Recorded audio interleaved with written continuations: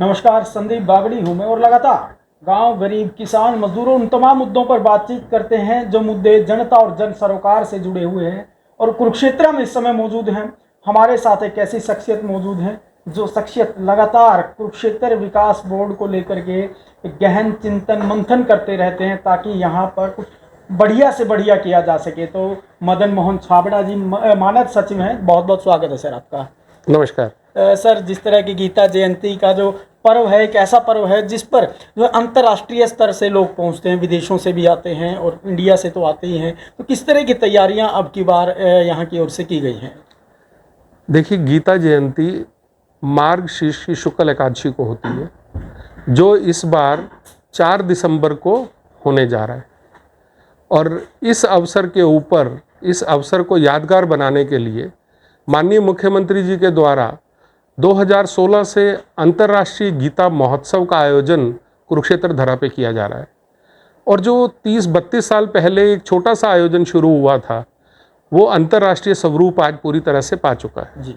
और इस अंतर्राष्ट्रीय गीता महोत्सव के अवसर पर बहुत सारे कार्यक्रम जो हैं कुरुक्षेत्र धरा पर, पूरे हरियाणा के हर डिस्ट्रिक्ट हेडक्वार्टर पे और 48 कोस कुरुक्षेत्र, जिसके अंदर कैथल, कुरुक्षेत्र, करनाल, जींद और पानीपत 5 जिले आते हैं, उनके तीर्थों पर यह उत्सव मनाया जाता है। जी।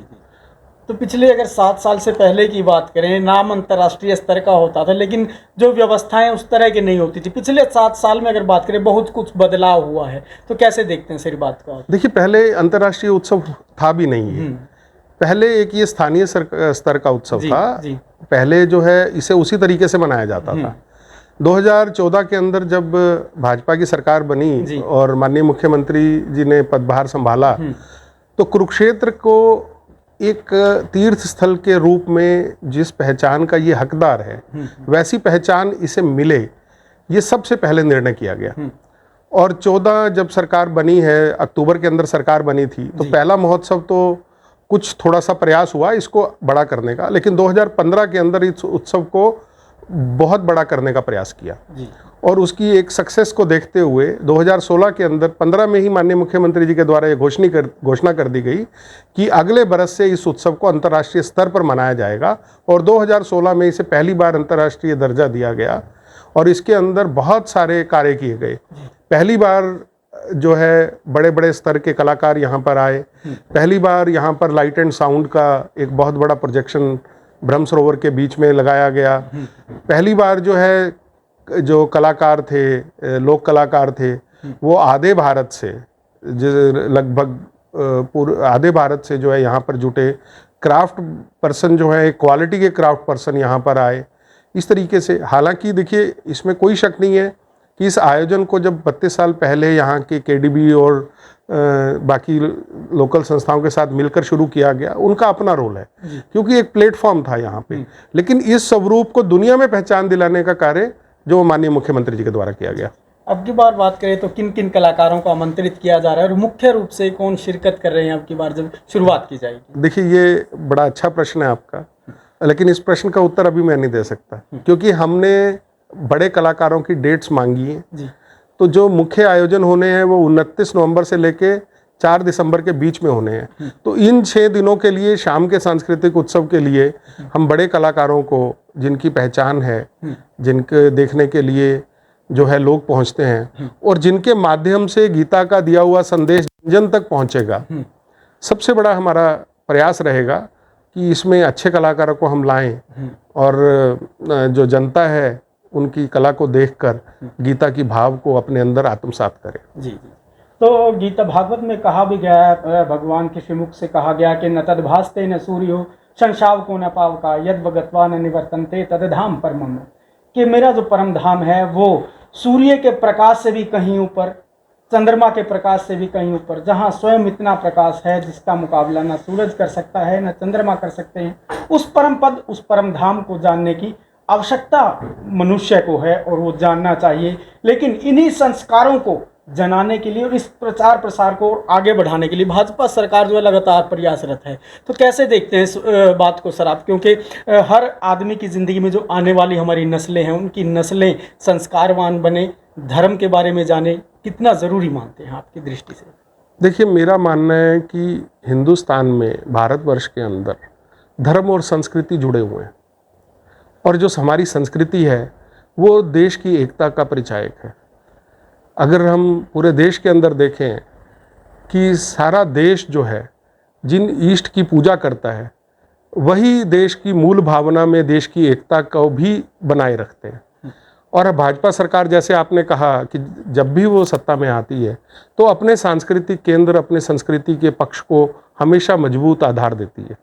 जैसे कि आप देश भर के अंदर एक सांस्कृतिक आंदोलन चल रहा है, आप चाहे वो राम मंदिर की बात करें, चाहे उज्जैन के अंदर महाकाल लोक की बात करें, या आप जितने भी संस्कृति के, हमारे संस्कृति के केंद्र है, इवन जो कुरुक्षेत्र के अंदर गीता उपदेश स्थली की बात करें, आप ज्योतिसर की बात करें, तो इन सबको या तो एक स्वरूप देने का प्रयास किया जा रहा है। जो इतिहास के अंदर पीछे कुछ भूलें हुई, कुछ गलतियां हुई, उनको कोशिश है कि हम लोग जो है, दो जन भावनाएं हैं, उन जन भावनाओं के अनुसार, सरकार का काम होता है जन भावनाओं को देखते हुए उसके लिए काम करें। गीता महोत्सव की देखिए सबसे अच्छी बात, अगर आप देखने को यहाँ देखेंगे, 40 लाख लोग से ज़्यादा लोग यहाँ पर 18 दिन में आते हैं।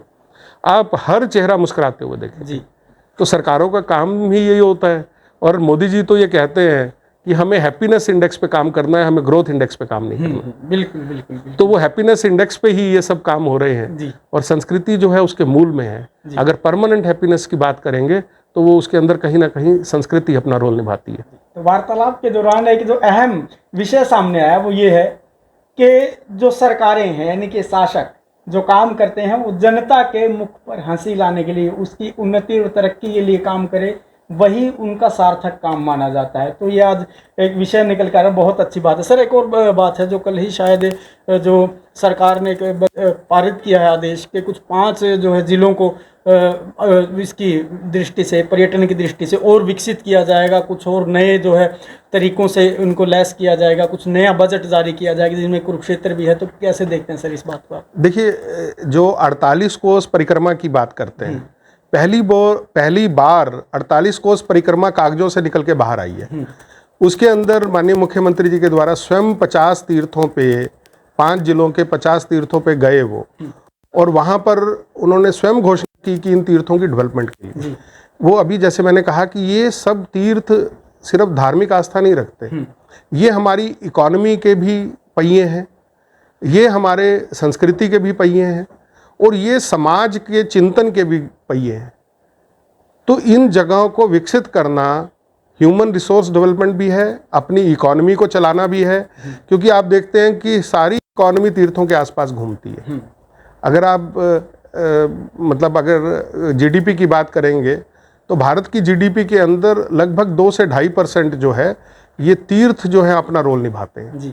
और अगर हम यात्राओं की बात करेंगे, देश के अंदर जो धार्मिक यात्राएं होती है, लगभग 20 करोड़ लोग देश के अंदर किसी ना किसी रूप के अंदर किसी ना किसी धार्मिक स्थल की यात्रा करते हैं जी। तो जो ये इतना बड़ा जो आंदोलन है, ये जो इतनी बड़ी हमारी संस्कृति है, ये कहीं ना कहीं पूरी तरह से हमारी इकोनॉमी को भी चलाती है। आप देखेंगे मेले लगते हैं, मेलों के अंदर कितने घरों के अंदर चूल्हा जलता है, कोई रेडी वाला, कोई फल वाला, कोई पकोड़े बनाने वाला अपने सामान की बिक्री करता है, कोई वहाँ पर ये गुब्बारे वाले, और इस तरह के बहुत सारे। अब ये हमारे यहाँ गीता महोत्सव के अंदर सबसे बड़ी अट्रैक्शन जो है क्राफ्ट की है जी।